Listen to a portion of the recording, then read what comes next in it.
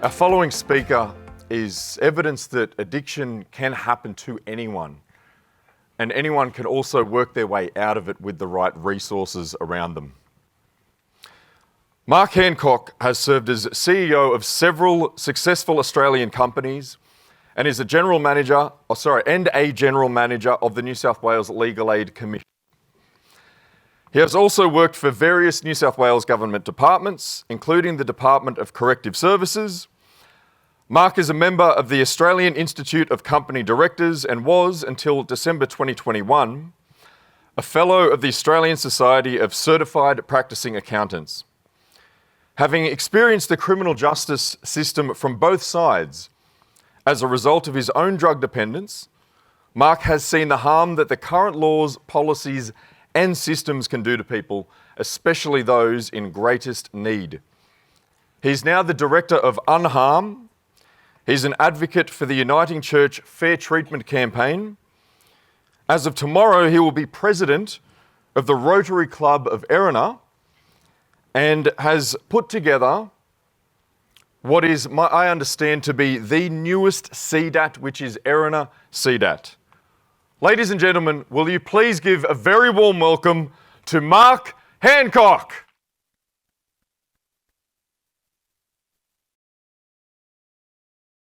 Thank you very much, Nick, and for that introduction. You'll notice I stumbled when I climbed up the steps. Well, yesterday I thought I was younger than I actually am, and I jumped off something, and I've damaged my heel, so just bear with me a little bit, please.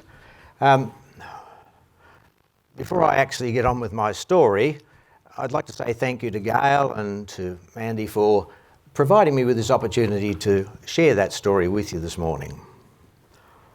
And I'd also like to acknowledge our Indigenous forefathers and mothers, past, present and emerging.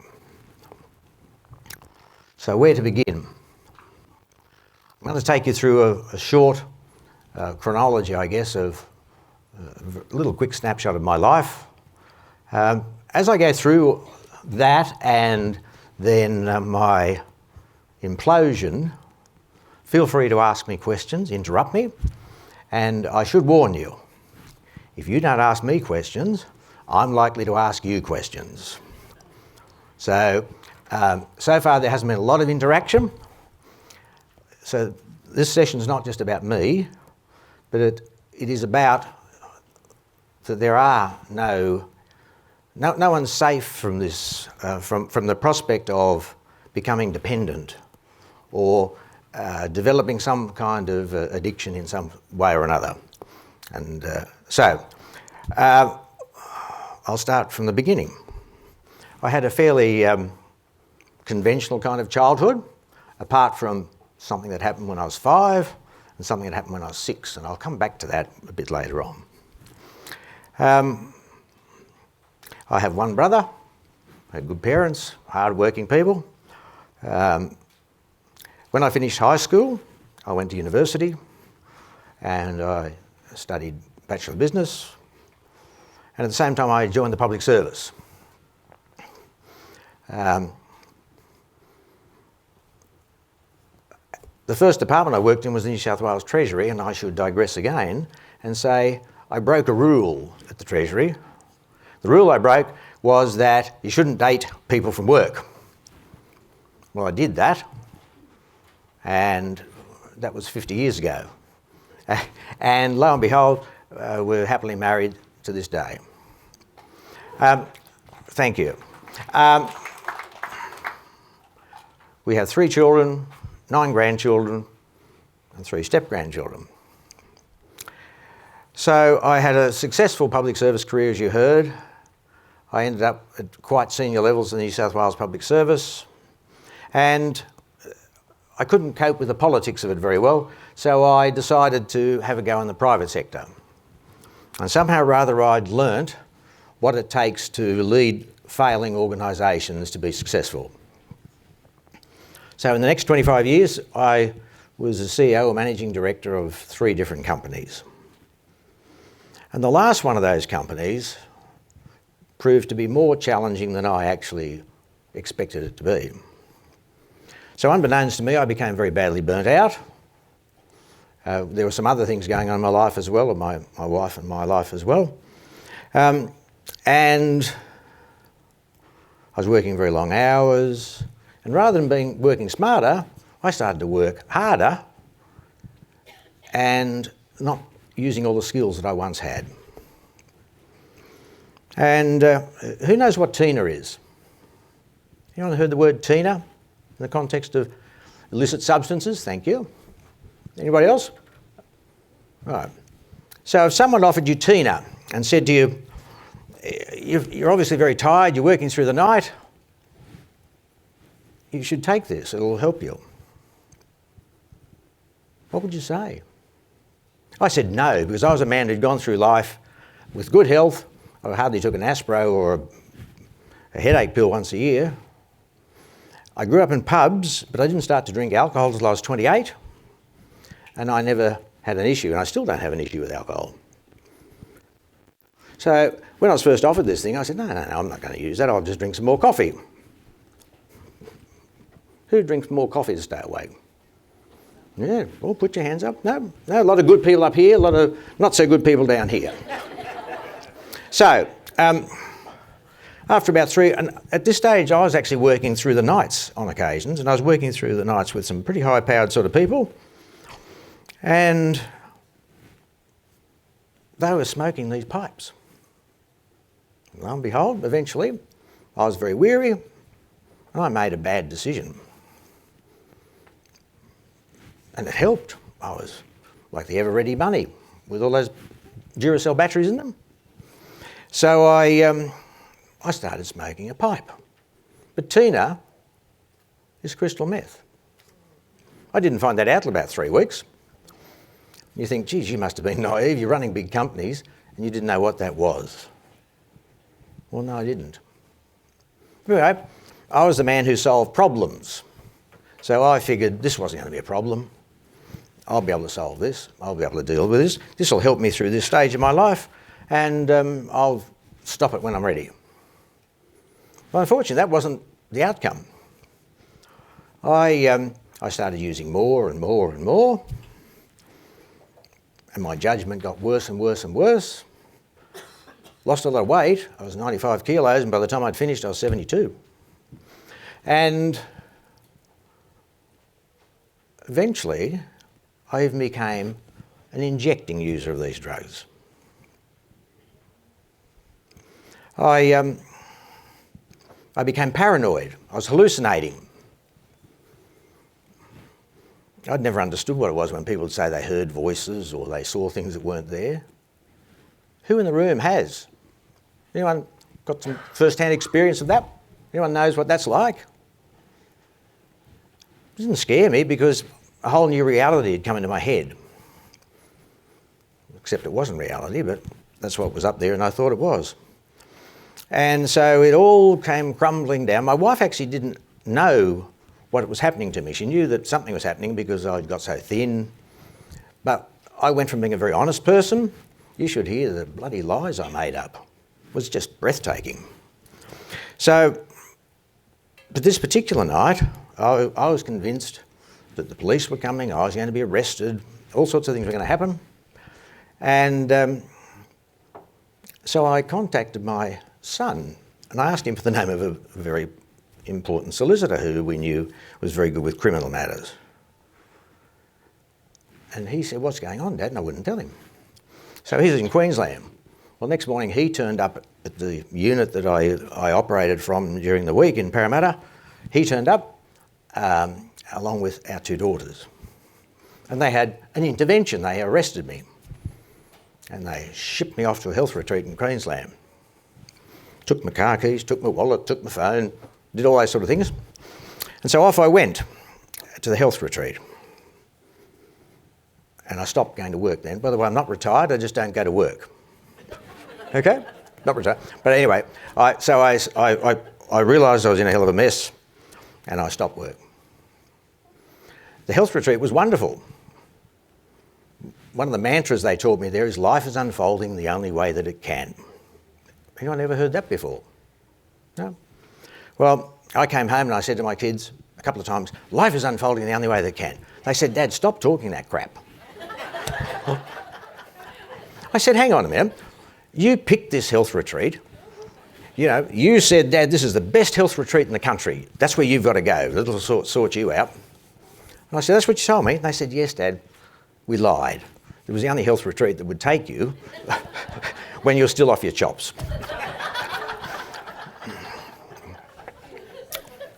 So I came back from the health retreat. Oh, and I should tell you, my long-suffering wife,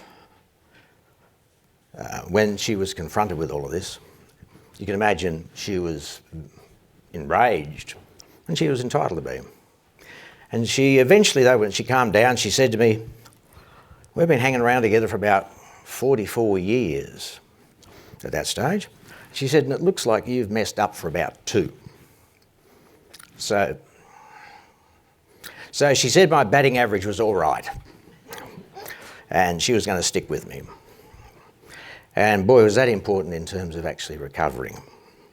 So I came back from the health retreat, and I wanted to do some good from this experience that had happened to me. And so we started helping individual people who we knew were suffering the same kind of problematic drug use. It was all going pretty well for a while, but it's one of those things that's quite dangerous if you are someone who's been substance dependent to find yourself mixing with people who are substance dependent, and before you know it, I was using again. And this time, my descent was meteoric. I was mixing with some very dangerous drug dealers, and it's at this point I should go back and make a couple of comments about when I was 5 and when I was 6.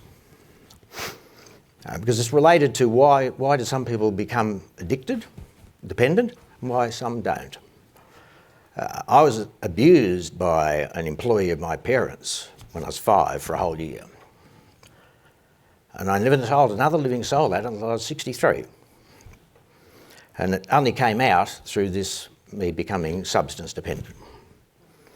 And the year after that, I had rheumatic fever as a child, and I was not allowed to play sport and do all sorts of things till I was 16. So those 2 things I didn't realise until I was 63 and become substance dependent, how those things had affected and shaped my life. What gave me the drive to become a department head in the New South Wales Public Service? What gave me the drive to be a managing director? We all know about fight, flight, and there's another one. And for little children, it's freeze. And so it seems that part of what drove me was a determination not to be robbed again, to be in a position where I could take care of things and people and organisations, but people couldn't get at me again. So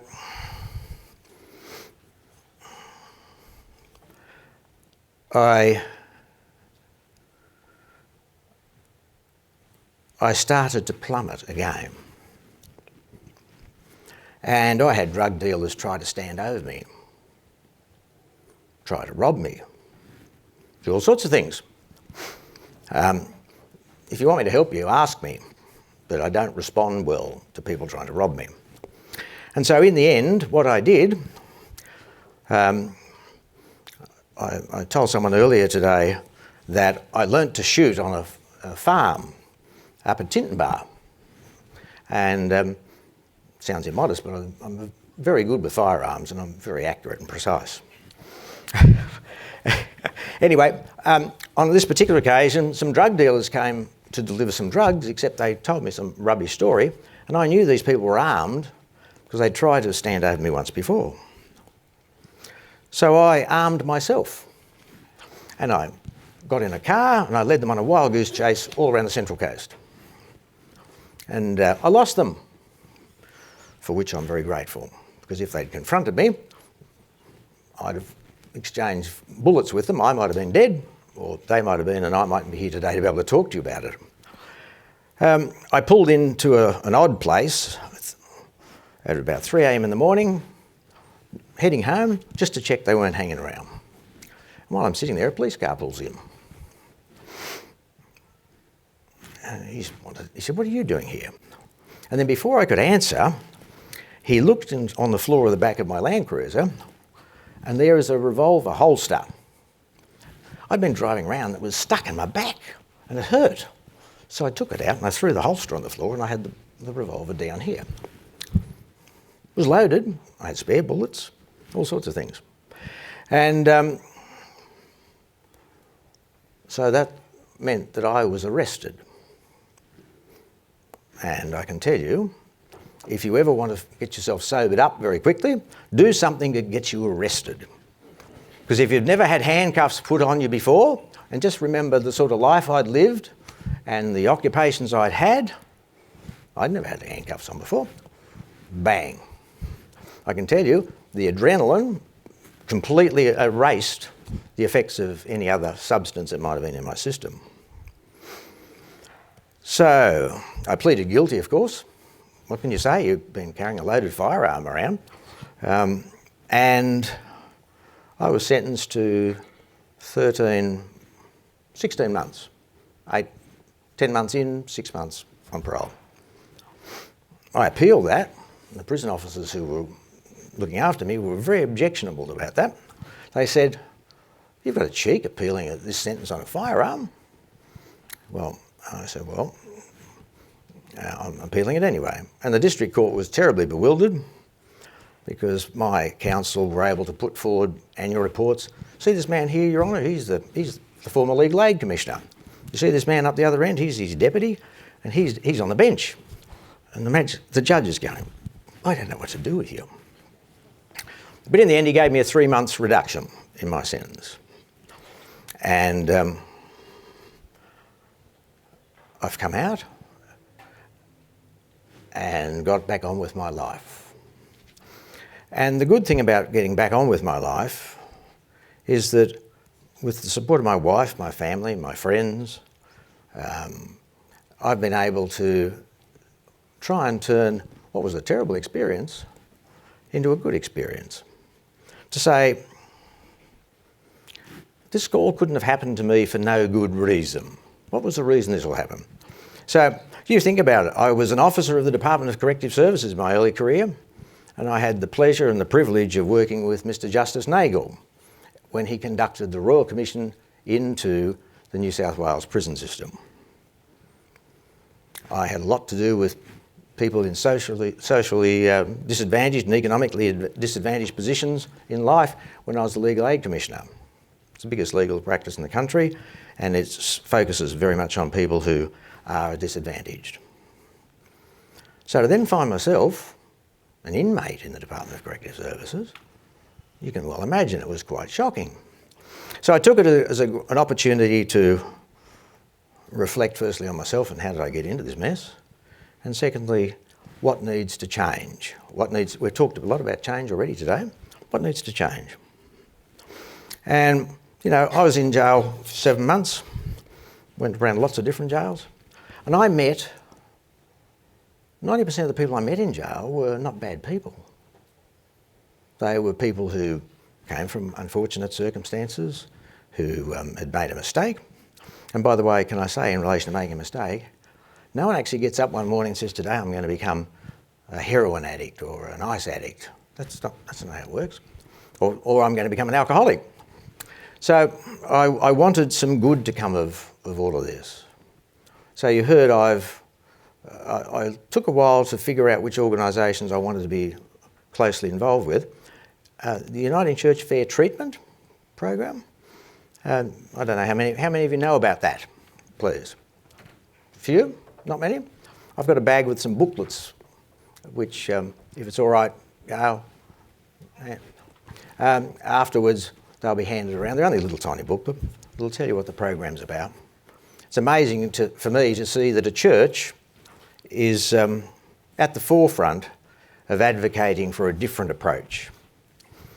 And so the church is advocating that the use of currently illicit substance, should be decriminalised. How many people here know about the special inquiry into the drug ice? Right. Some of these things I would urge you to try and find out a bit more about them and find out what's been put forward. The man who undertook that special inquiry, which cost New South Wales $11 million and took 2.5 years, it's all evidence-based. He brought forward 109 wonderful recommendations for change. I don't like the word change, actually, improvement to the system. The New South Wales government, within a matter of days, immediately rejected 5 of the key of those recommendations. Here we are now 2.5 years later, and apart from that response, the New South Wales government is yet to do something about it, come out with a response.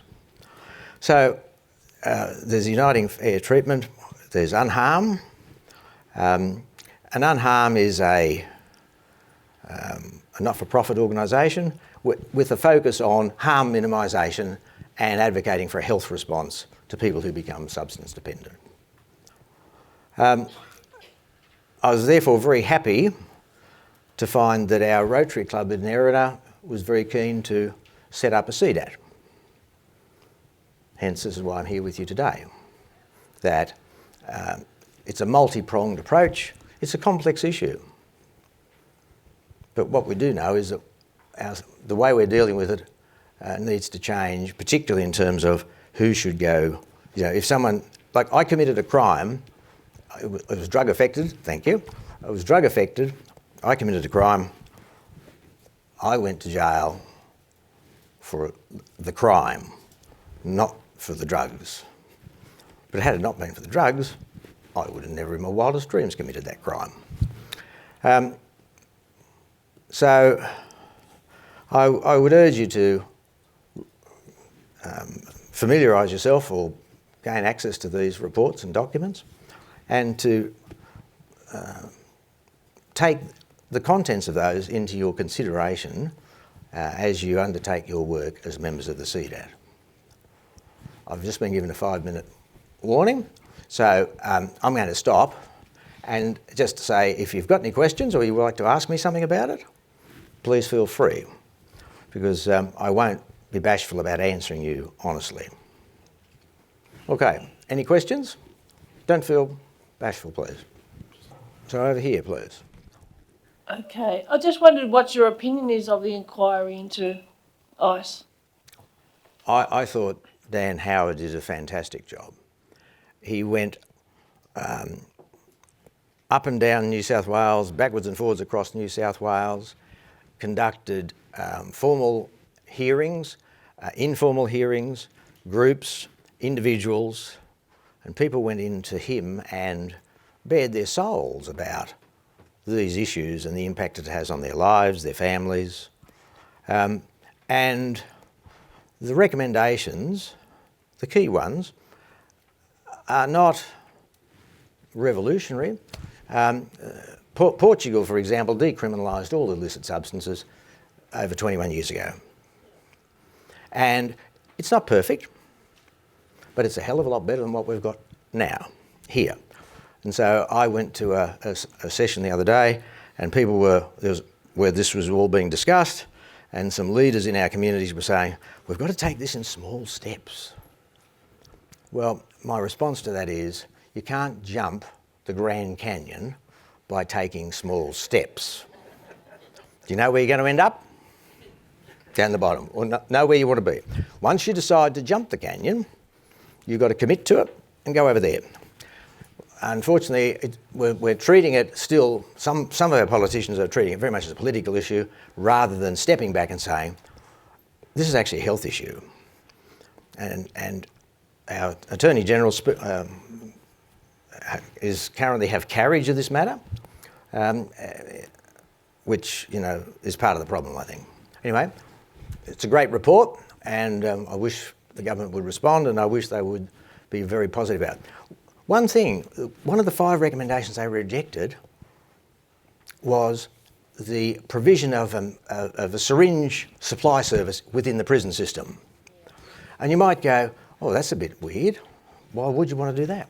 Well, can I tell you that the only thing I was trained in jail was a formal training program, was how to share a syringe safely.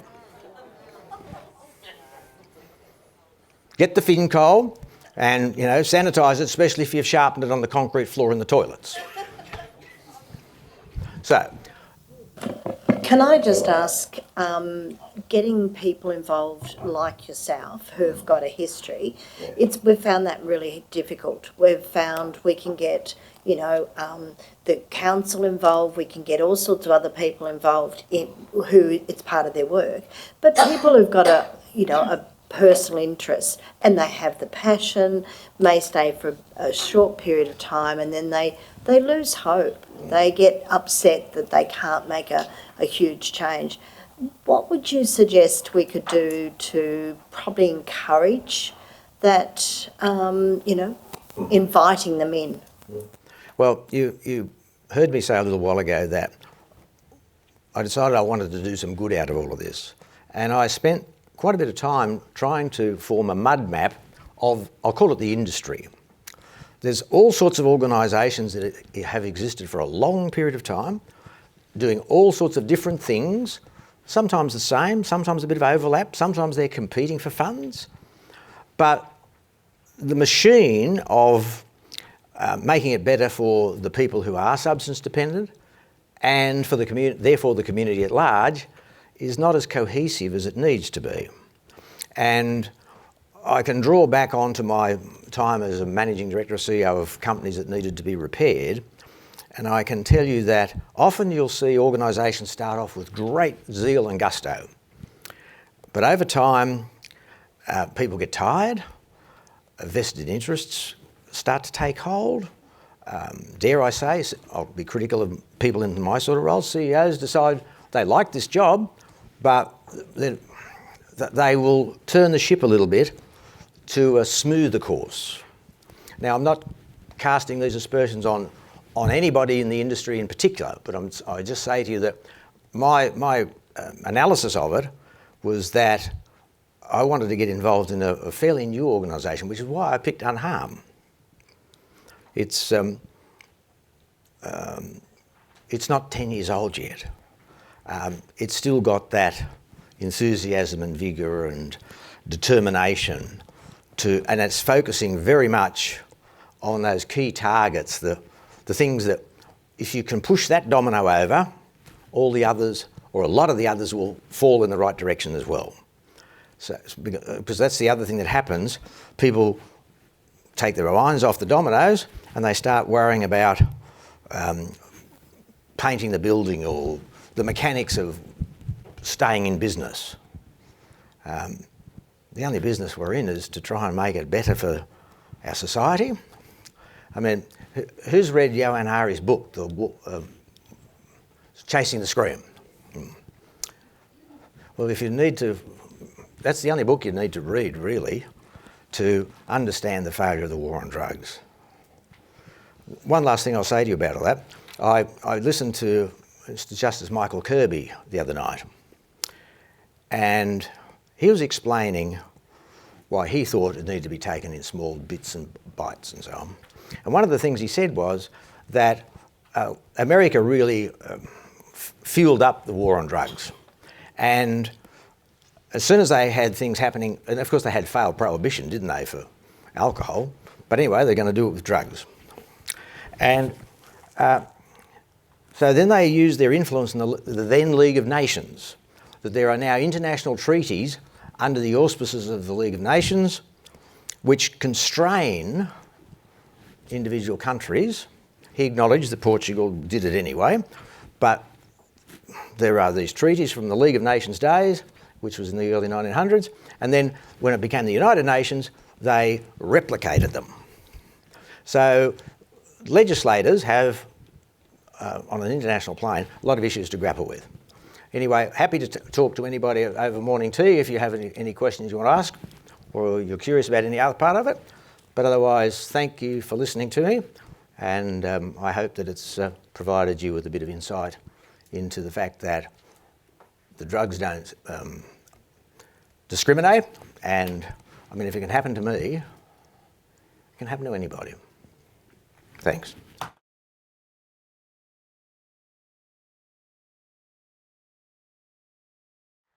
Ladies and gentlemen, a round of applause for Mark Hancock. Thank you. Mark, that was an incredibly powerful share. The biggest thing for me in that really was where you drew the comparison between workaholism and drug addiction, one of which society really glorifies and the other which we demonize, and they both really come from the same place. Mark will be available during the break to have a chat with anyone. And Mark, we also have a gift for you and also for Dee. The official CDAT conference hat is the masterpiece in this gift. Okay. Dee, if you'd also like to come up on stage for this. We who have bald heads like these sort of hats. Are you talking about bald heads? Oh, not you. No. Oh, I nearly. Put it up together. Yes, we better. That nearly got me into a lot of trouble. Righto. Right, let's Good on you, have a Dee. photo. Okay. Yeah. In. Hello. Well, hello. Come on in. Well, there you go. Hey? Yeah. And there's more. Very good. Thank you. Thank you. Thanks, everyone.